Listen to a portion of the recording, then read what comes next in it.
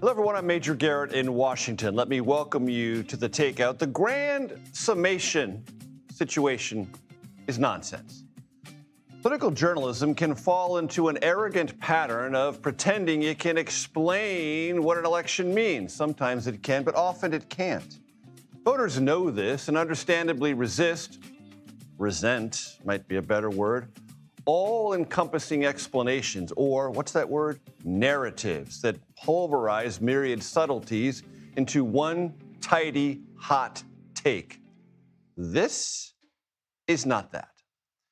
Yesterday's primaries were a delightful clash of signals and results. Yes, progressives won in some places. They also lost in some places.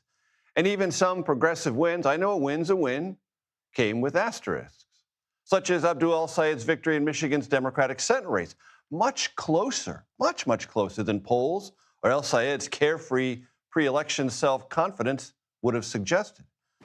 The progressive winner in Michigan's 7th Congressional District, William Lawrence, who I'm glad to say will join us shortly, must face the fact that two so-called establishment challengers in that race on the Democratic side in that Lansing district together attracted 56% of the vote to his 44%.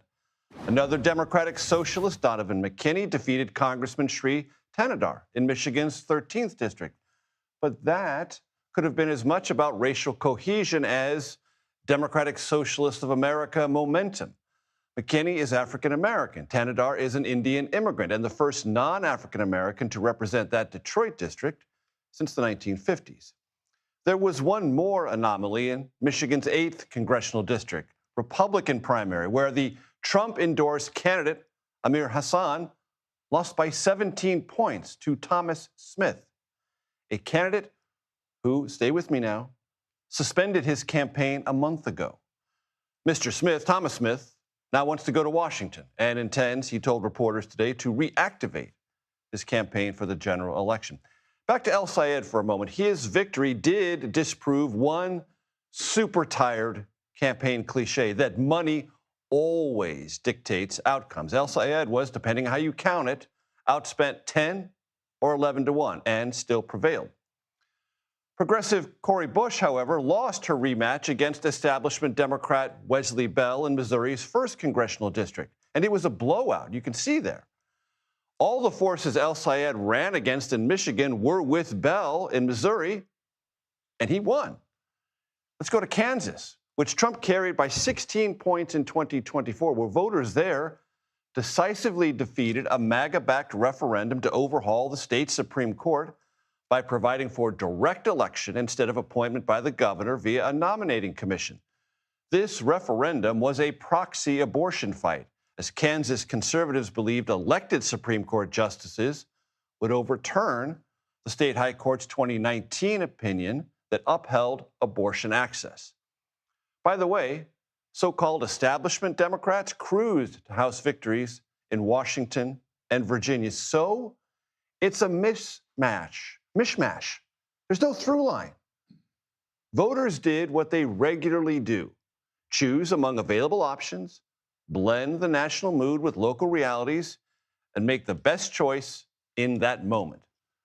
Voters do not live reflexively ideological lives, though we in this business often suggest they do. Yes, there are broad patterns in national elections, but primaries are often complex, non-categorical, and random. Good news here: we embrace the random, the complex, and the non-categorical.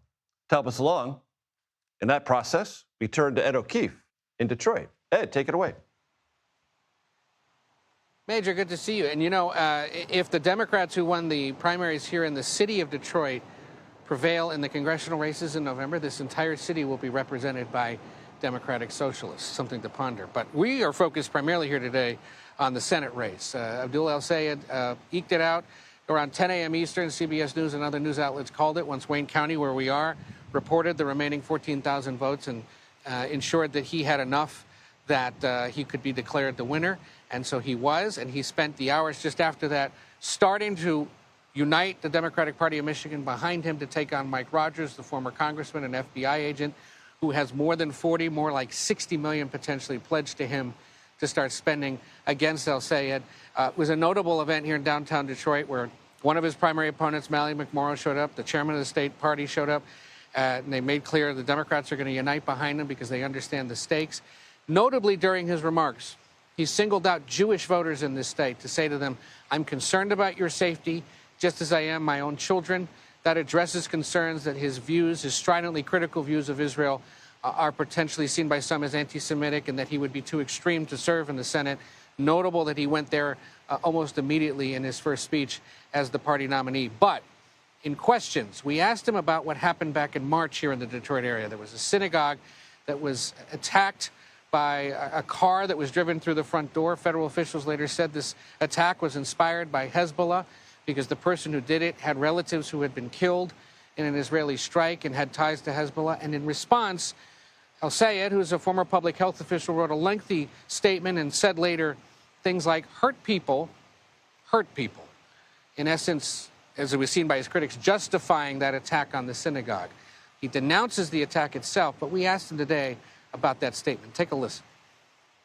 It's that part of your statement that has caused a lot of concern for Jewish voters. Republicans are going to seize on it.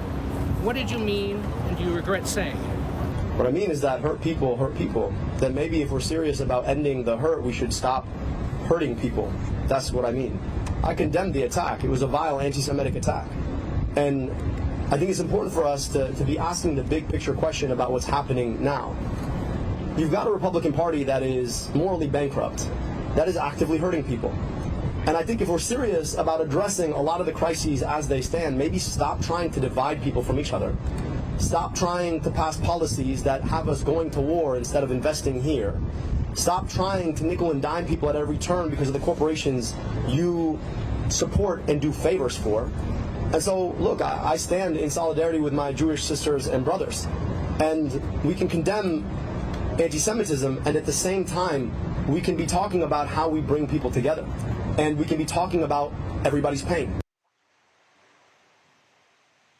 We'll see if that's enough to assuage his critics, but it is that kind of rhetoric that is going to be seized on by Republicans as they seek to define him to the general election voting population, Major. And Ed, to this point about unity, it is an imperative every Democrat agrees with that. That's a rhetorical posture, evidence that it could be real? Give it a few days, we'll see, because there's a handful of leaders that still have to sort of be seen with him and make clear that they are supporting him. Look, Congresswoman Stevens did measurably better with black voters, with older voters that participated in this record turnout primary, and to some extent in parts of the state with working class voters. Those are three elements of a Democratic win usually in this big state, so he's got to win them over. And if he can start to do that in the coming weeks, it'll be a competitive race no matter what, but he'll be in better shape. And important to point out, he has the support, he's had the support of big labor unions in this state, like the United Auto Workers Union. They have a history of turning out voters, so that's what gives them at least some confidence that ultimately this is something they can pull off if they can make sure that all that money coming from the Republicans doesn't overwhelm them. Major? Comprehensive as always. Ed O'Keefe, thank you very, very much.